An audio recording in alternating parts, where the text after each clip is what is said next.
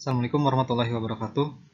Alhamdulillah, kali ini kita bisa bertemu lagi dan kita akan membahas tentang apa saja gangguan-gangguan yang sering terjadi pada sistem pemasukan dan sistem pembuangan pada sepeda motor. Kita akan membahas sistem pemasukan dan pembuangan sepeda motor, namun tidak terlalu spesifik. Apakah mesin 2 tak atau 4 tak, dan karburator atau injeksi, sebab perbedaannya hanya sedikit saja, serta tidak terlalu signifikan.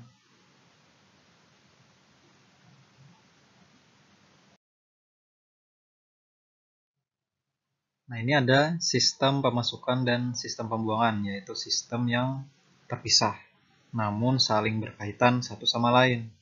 Karena di mana ada proses masuk, maka harus ada proses pembuangan. Nah, jika pada sistem pemasukan bermasalah, maka pada tahap selanjutnya, yaitu pada proses pembakaran dan proses pembuangan, akan terkena dampaknya juga. Namun jika yang bermasalah hanya pada sistem pembuangan, maka sistem pemasukan tidak akan ikut terkena dampaknya.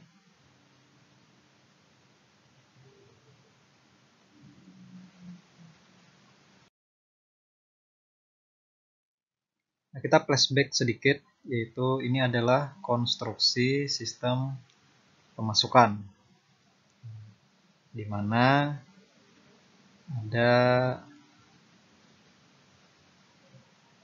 intake manifold. Ini biasanya kalau orang bengkel nyebutnya leher angsa. Kemudian ada karburator, dan itu untuk sistem karburator dan atau throttle body kalau misalkan menggunakan sistem injeksi di bagian sini. Kemudian sini ada air filter atau saringan udara. Dan yang terakhir atau di sini ada intake valve atau katup masuk. Katup masuk biasanya ada di bagian head cylinder. Karena ini mohon maaf karena ini adalah gambar untuk mesin 2 tak. Namun kita tidak spesifik membahas sampai mesin 2 tak atau 4 tak.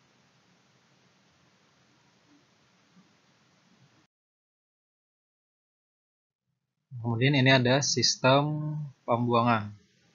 Yang perbedaannya hanya pada mesin 2 tak dan 4 tak, di mana knalpot pada mesin 2 tak itu menggunakan saringan atau filter di sini. Sedangkan pada knalpot mesin 4 tak biasanya hanya menggunakan peredam saja atau glass wall pada bagian ujung biasanya. Ada exhaust manifold atau leher pipa knalpot. Kemudian exhaust valve atau katup buang biasanya di sini. Kemudian exhaust pipe atau pipa knalpot, dan yang terakhir yaitu muffler.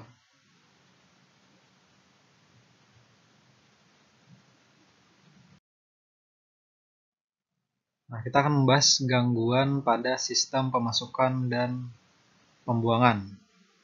Apa saja? Yang pertama, tarikan motor terasa berat dan boros bahan bakar. Nah, hal ini bisa terjadi dikarenakan filter atau saringan udara sudah terlalu kotor, sehingga suplai udara ke ruang bakar sangat sedikit, dan dampaknya juga pada suplai bahan bakar bensin, di mana perbandingan campuran bensin dengan udara hampir sama. Nah, yang mana seharusnya suplai volume udara harus lebih banyak ketimbang volume bensin. Akhirnya suplai bahan bakar atau bensin ini terlalu banyak dibandingkan suplai udara.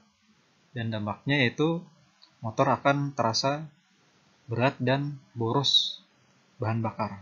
Nah, solusinya filter harus sering diperiksa jika kondisi ini mulai dirasakan.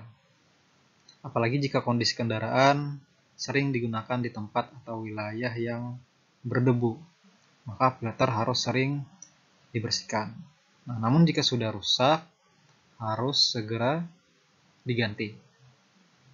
Kemudian yang kedua, ada gangguan selanjutnya yaitu akselerasi mesin kurang sempurna dan putaran mesin tidak stabil. Nah, ini terjadi kemungkinan salah satunya karena filter ini yang kotor tadi atau campuran bahan bakar dengan udara tidak ideal. Nah, jika filter sudah bersih namun putaran mesin tidak stabil, maka perlu disetting kembali campuran bahan bakar dengan udara. Nah, kemudian yang ketiga ada sistem pembuangan terlalu berisik. Nah, berisik di sini jika kita asumsikan menggunakan knalpot standar pabrik, bukan menggunakan knalpot racing.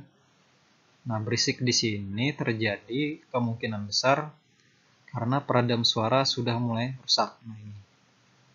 Nah, jadi peredam tersebut yang sering kita kenal atau sering kita sebut glass wall. Nah, jika komponen ini sudah menipis, bahkan terlihat hangus saat kita periksa, seperti pada gambar ini, maka sebaiknya harus segera diganti.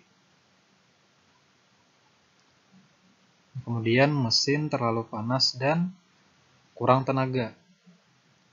Nah, jika kita lihat dari sudut pandang pada sistem pembuangan, terlepas dari kondisi mesin apakah menggunakan sistem pendingin seperti apa, maka kemungkinan ini terjadi akibat glass wall atau peredam yang rusak, sehingga terjadi suhu panas yang dibuang oleh mesin yang seharusnya sebagian bisa diserap oleh peredam, namun akhirnya suhu panas gas buang tersebut sebagian dibuang keluar dan sebagian lagi tertahan pada bagian pipa knalpot, bahkan kembali ke ruang bakar sehingga mesin menjadi semakin panas.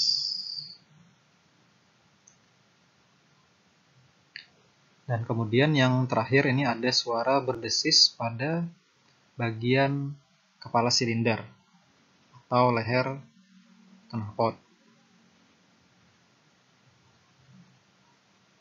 Nah, suara berdesis ini pada bagian kepala silinder atau leher knalpot, hal ini terjadi kemungkinan besar akibat dari sambungan leher knalpot dengan kepala silinder bocor.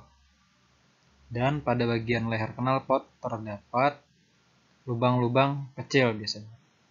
Jadi sebaiknya jika ini terjadi, maka gasket pada sambungan knalpot dan kepala silinder diganti. Nah, serta lubang-lubang kebocoran pada pipa segera ditambal jika memungkinkan. Namun jika pipa leher knalpot sudah terlalu rapuh, sebaiknya diganti dengan yang baru.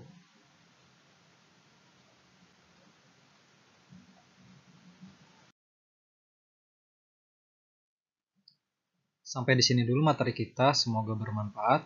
Salah dan hilap mohon maaf. Tetap semangat belajar di rumah, mudah-mudahan pandemi ini segera berakhir. Semoga kita selalu sehat. Amin. Assalamualaikum warahmatullahi wabarakatuh.